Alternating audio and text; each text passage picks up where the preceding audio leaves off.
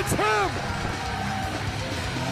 Meet CM Punk. I feel like a dope even saying those words because almost everybody has at least heard that name, even if they don't know the first thing about the sport of pro wrestling. Punk is one of the most recognizable people in wrestling history and one of the most decorated.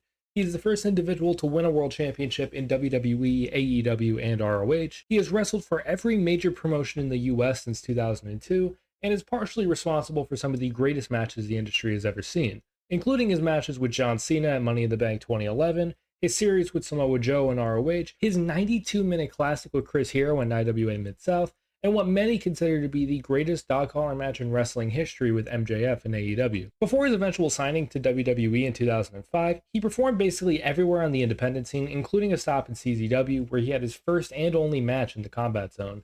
And that is what we are going to be covering in today's video. This topic was a part of a poll I held last Thursday in my community tab, and it won by a landslide, so if you would like to help decide videos in the future, be sure to keep an eye out for any future polls in the community tab. If you do enjoy this video and you want to see more videos about the random stuff that comes to my brain in regards to pro wrestling, be sure to leave a like on this video and subscribe to the channel if you have not already. With that being said, let's get right into it. There really isn't a ton of context to give going into this match, so we'll just delve into that really quickly and then get into the match. This took place at the Ultra-Violent Freedom of Expression event on September 14th, 2002 in what was the Viking Hall in Philadelphia. Justice Payne, the then CZW World Heavyweight Champion and older brother to Nick Gage, was put in an open challenge where he had to defend the world title by Lobo, who had taken all control of CZW from Zandig during this time within the story. It was accepted, but no one knew who was going to come out, and that's when Punk made his entrance. That's really all there is to it, and now let's get into the match. When it was revealed to be Punk, it was kind of surreal watching only a handful of people pop for Punk being announced. CM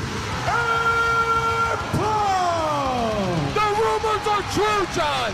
Granted, this match did take place in 2002 and was long before Punk's eventual star-making run in ROH, but even then, he was still a very notable name on the independent. Then again, I've become very used to seeing him get huge pops on TV for years now, so that's probably my reasoning internally. Commentary points out how this is Punk's first match in 3 months after suffering a skull fracture, but in reality, it's his fourth. The bell rings, and Punk looks at his surroundings and his opponent for about 25 seconds before they start the match. It feels weird covering a traditional match that doesn't involve people trying to murder each other, but up to this point, I've only covered one other match on this channel, which did involve someone being hanged. They circle around each other like they're going to get into a collar and elbow tie-up, but Justice Payne cuts Punk off immediately and starts throwing fists at Punk into the ring ropes. Payne performs an Irish whip into the ropes and looks for a clothesline, but Punk ducks the clothesline and goes for some jabs for his own. Both men would then try to Irish whip each other into the ropes, countering each other each time before Punk would take Payne down with a standing spinebuster. Payne rolls under the ropes to compose himself, and Punk would follow him, and this would lead to Payne getting the advantage he needed by attacking Punk as he was sliding back into the ring. Payne would look to whip Punk into the ropes, but Punk would counter, execute a leapfrog, and give Payne a back body drop. Punk would deliver some forearm shots before sending Payne back to the ropes,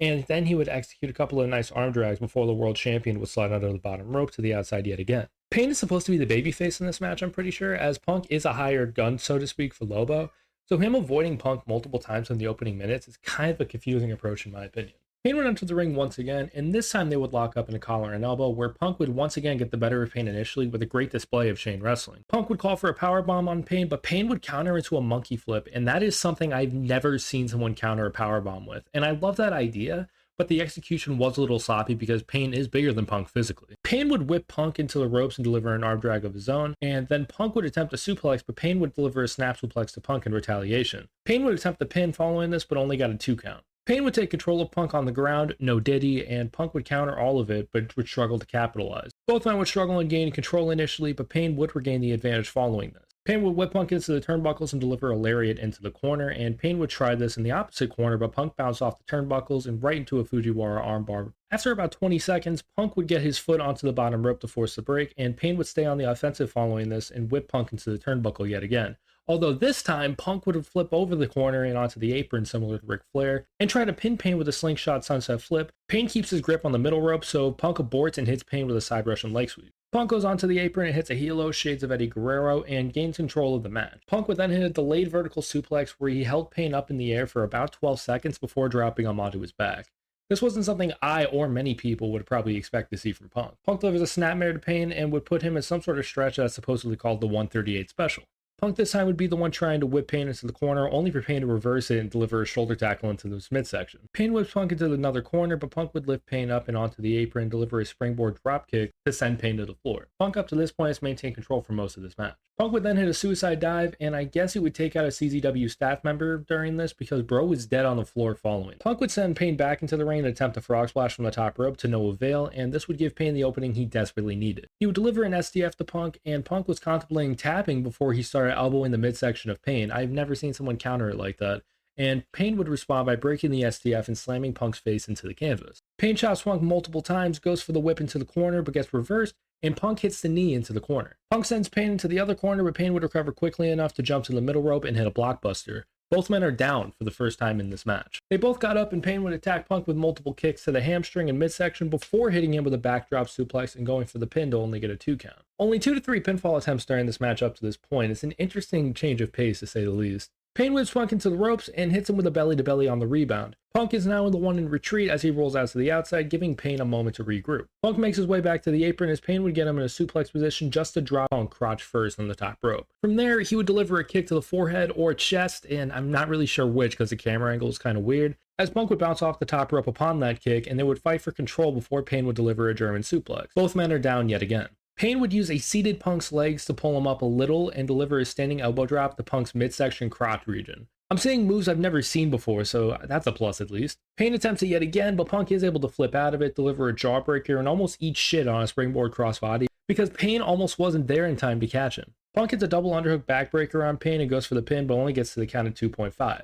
Punk goes for a hip toss that gets countered by Pain trapping Punk's arms, but Punk would deliver some headbutts to combat it before getting belly to belly by Pain into the turnbuckle. Pain would set Punk up for the Tree of Woe, leave the ring, and get a steel chair as he attempts to sliding lariat with that chair, but Punk's able to counter by pulling himself up. Punk would be seated backwards on the top rope, delivering some elbows to Pain as he would make his way up to the middle rope to hit Punk with a reverse suplex, where Punk would get dropped on his forehead. So much for that fractured skull of Pepsi Phil. Both men would make their way back up and chop the shit out of each other before Pain gets the advantage and has Punk on the ropes. Punk gets Pain out of the ring and onto the apron. Pain hits Punk with a sunset flip, rolls out of it. Punk would maintain wrist control and hit a variation of a backbreaker and hit the ropes before Pain would retaliate with a stiff clothesline. Pain takes a second to catch his breath before both men start chopping each other yet again. On a chop attempt, Pain would stop Punk to try to win this match with a roll-up for a count of 2 yet again. Pain sends Punk to the ropes, and Punk would be able to hit Pain with a pinning combination of his own for the count of 2. Punk takes Pain down by his feet and goes for what looks like a Texas Cloverleaf. Pain fights it off and attempts his finish, the Pain Thriller,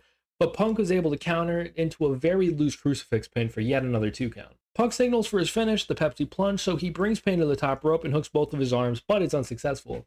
Pain would break it out of the double underhook and deliver a Pain Thriller to Punk from the middle rope. Both men are down yet again. They would slowly get back up. Punk would fight back with a couple of punches, followed by a fireman's carry roll into a split-legged moonsault and attempt to pin for only 2 yet again. Punk is frustrated, but he does not waste much time. Pain immediately goes for a Pain Thriller, but Punk fights it off and goes to the backslide for another 2 count. Pain would finally hit the Pain Thriller after both men got up and would finally get that 3 count. Punk said in a shoot interview that he personally did not like this match, and I would love to show it, but RF Video claimed the video I found on YouTube talking about it, and I refused to pay that fucking Rob Feinstein $10 for the interview. So y'all are gonna have to take my word for that, unfortunately, unless you would like to pay the $10. He didn't like how he was supposed to be the heel, but worked a babyface style in the majority of the match, and vice versa for Pain, which I do agree with for the most part. Punk said that when he asked John Zandig what he thought of the match, he told Punk that Justice Pain has had better matches. In my opinion, the match itself was not god-awful, but the chemistry was very off, as well as that heel babyface dynamic that Punk mentioned. Some wrestlers just don't have good chemistry together, and that doesn't make them bad or anything, it just means it's not a great fit. We've seen that throughout wrestling for years, where a match sounds really good on paper, but when the bell rings, there's absolutely no magic for the most part, and this was no exception for me personally. For the spectacle of it being CM Punk's only CZW match, I would say it's worth the watch alone. However, if you're looking for solely a good independent wrestling match, or just a good wrestling match in general, I've seen much better from both Punk and Justice Pain. But yeah, that was CM Punk's only match in Combat Zone Wrestling. What do you think? Feel free to let me know down in the comments what you thought about this video as I look for all feedback, positive or negative. If you did enjoy, be sure to leave a like and subscribe to the channel if you haven't already so you do not miss out on any future videos. Thank you guys so much for watching, and I will see you all in the next one. Peace out.